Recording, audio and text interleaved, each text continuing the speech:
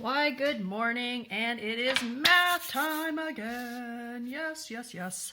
So, yesterday you were talking about triangular-based prisms and rectangular-based prisms. So this was a triangular-based prism because it has a base. The two shapes are, triangles. So this was a triangular-based prism. And this was a square-based prism because it had two squares. Now, not all prisms have to be triangular-based or square-based. They can be, let's see, what's this shape? Do you guys remember what shape this is? That is you got it, a trapezoid. And this one is a pentagon, you're right.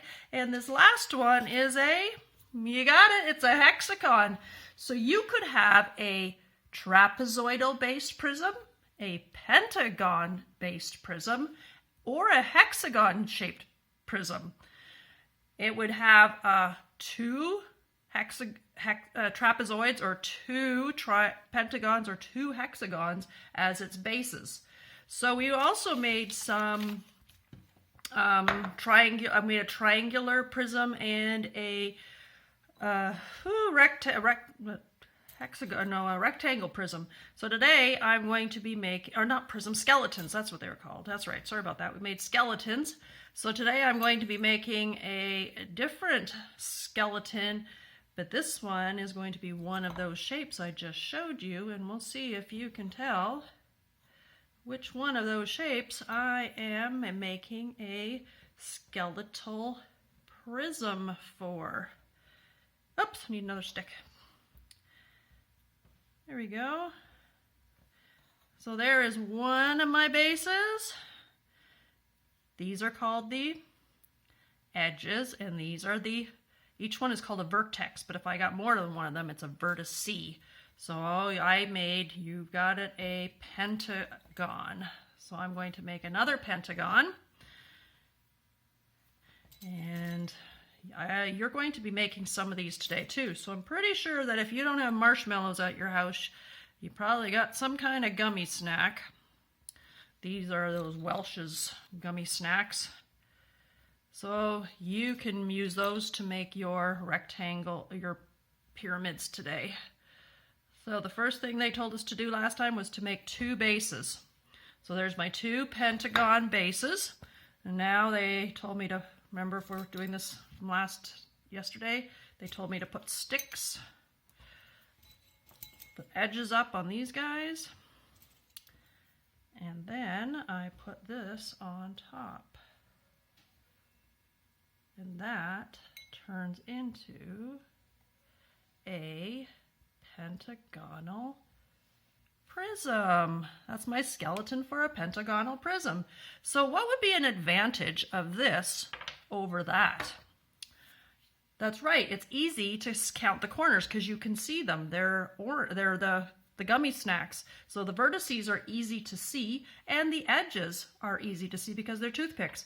On this, it's kind of harder to see because you have to turn it all around in order to be able to see those faces, to see those vertices. What does this have? What does this missing that this one has? It's these faces. It's missing the faces. So there's my pentagonal prism, a pentagon-based prism. So now I have a table just like we had yesterday. So we're going to be doing this for the base shapes are going to be trapezoids, pentagons, and hexagons. And so I made a pentagon, but I did not make a trapezoid pyramid with a skeleton, but I went and I found this picture online. So we're going to just use my marker and we're going to color in or where would the gummy snacks be? So this would be a gummy snack, that would be a gummy snack, that would be a gummy snack, and that would be one. And there you can see my trapezoid. Then my other gummy snack would be there, there, there, and there. So here's one trapezoid, you can see it. And here's the other trapezoid. And you can see it. So on the number of edges on the base, so on my bottom base piece, or both bases, how many edges does it have? 1, 2, 3, 4. So my trapezoid had 4 edges. What's the number of vertices in the prism? So vertices are the corners. What are the corners? So I got 1, 2, 3, 4, 5, 6, 7, 8. There are 8 vertices on my prism. Those are my dots that I made, my corners. How many edges are in the prism? Well, I got the 4 for the bottom, and I got 4 for the other side. Then I've got this one that connects those two together, this one that connects those two together, this one that connects those two together, and this one. So I have 4, 4, 5, so it'd be 8, 9, 10, 11, 12. I have 12 edges on my prism. Awesome. Now we'll actually use the pentagon that we made. So a number of edges on the base. How many edges does my base shape have, which happens to be a pentagon? 1, 2, 3, 4, 5. Number of vertices in my prism. So how many corners do I have? 1, 2, 3, 4, 5, 6, 7, 8, 9, 10. And the bottom one said the number of edges. So I got 5 on the top one. I got 5 on the bottom one. So that's 10. And I'm going to leave my finger here to remind myself where I started counting. 11, 12, 13, 14, 15. It took me 15. It was 15 edges, so I needed 15 toothpicks in order to make this. And then I also don't have a real skeleton for a hexagon, but I found one on the internet. So here is my hexagon right up here.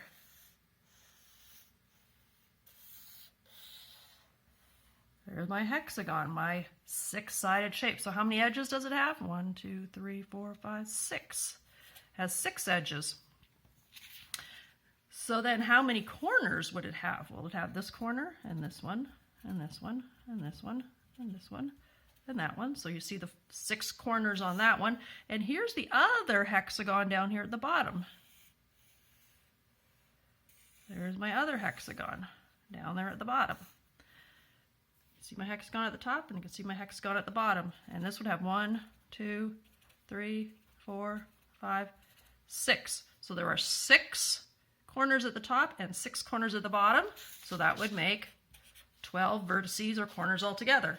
So how many edges does it have? Well, my top one has 6. My bottom one had 6. And then we got to do the ones that connect those together. So I would have 1, 2, 3, 4, 5, 6. So I have 6 that go around and connect them together, and the 6 and 6, so I would have 18 altogether. Now, is there anything you notice about these numbers that we wrote down? You see any patterns in them? I see that 4 times 2 is 8.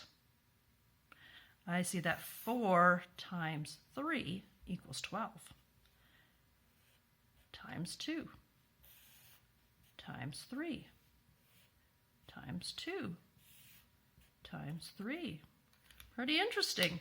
So when you have your first shape, your base shape, that'll tell you how many edges you have. And for the whole shape, you have to triple that to figure out how many edges there are all together. For the vertices, you just have to double it. It's kind of interesting. Okay, we are going to pause. I'm going to stop the video, and we're going to come back for the last activity and then show you what you're going to be doing in your work today. So come back in a minute.